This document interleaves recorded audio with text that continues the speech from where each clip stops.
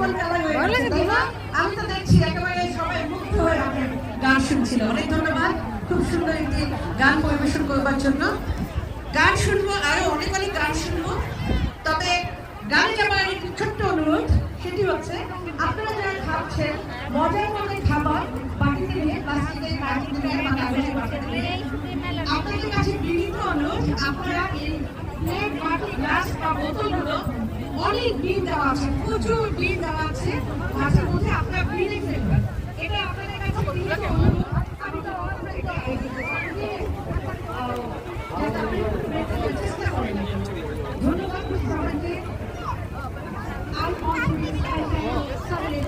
আয়োজিত আজকে বৈশাখী মেলায় আজকে এই মুহূর্তে